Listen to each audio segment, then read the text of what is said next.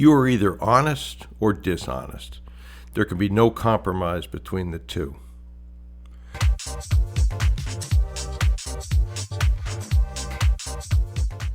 That's from a Napoleon Hill thought of the day, and it really reminded me of a couple of instances where that's been pointed out to me that I wanted to give you a feel for.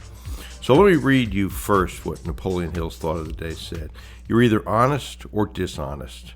There can be no compromise between the two. Officials who deal with fraud and theft say they are often amazed at the small amounts of money some people will steal. Some people will sell their integrity for a pittance. To those individuals, dishonest behavior is not an occasional occurrence. It is a way of life. Those who lie about insignificant things or steal trivial amounts of money will develop the habit of lying and stealing. As you look back on your own behavior, can you do so with pride in the knowledge that you have always been honest? If you cannot, perhaps it is time to think about the times when you chose dishonest behavior. Why did you do it? Was it worth it? Wouldn't the consequences of being honest and truthful have been far better in those circumstances? Learn from your mistakes and vow that from this day forward, you will always be honest. So last week, I got an email from Dan, and he asked me if I knew someone. I didn't know the person, but we were connected on LinkedIn, and I told Dan that just coincidentally, a couple hours ago, I got a LinkedIn message, and I said to Dan, why do you ask? And he said, well, he's advertising Castle Seminar slides, etc., for sale.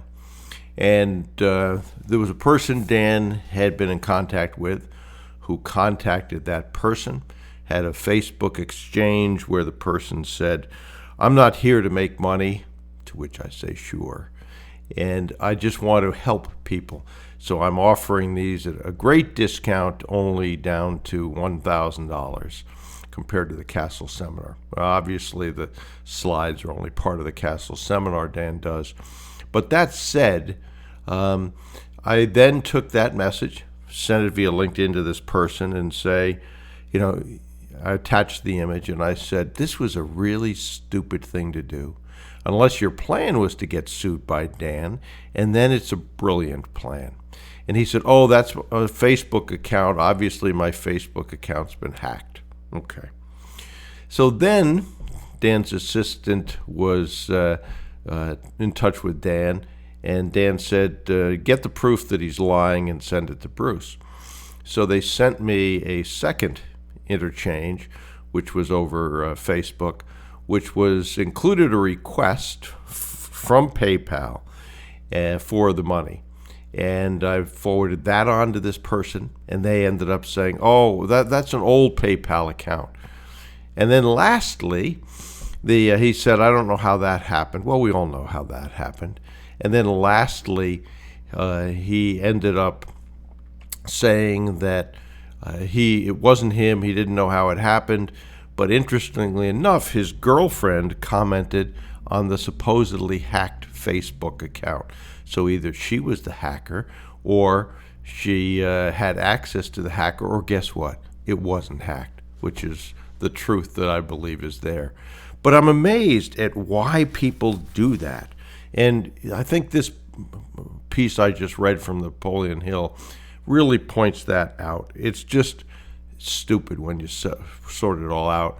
The cost that takes. And one of the things that's most important in QLA is your integrity. You are going to enter into a business where people need to either trust your word or learn that they can't trust your word. And I would encourage you to think about that strongly and govern yourself accordingly. I've said many times, and Dan and I both feel this way, integrity is one of the few things worth dying for. And if you treat it that way and choose always to do the legal, ethical, moral, you can be very successful, and you don't have to cheat your way to success. So I just thought it was a really important message, and it was great timing to receive this after that past experience.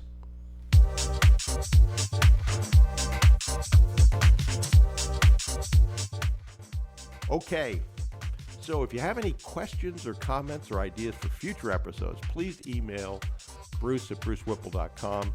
And if you're not already on our mailing list, head over to brucewhipple.com and sign up. and grab any of the free reports. That'll put you on the mailing list. There is a lot of free information you can use to acquire already profitable businesses. This is Bruce Whipple. Thanks for listening to the Business Acquisition Podcast. And remember, you miss 100% of the opportunities you failed to take. And procrastination truly is the thief of time. So do something today, please. Your future self will be proud of you.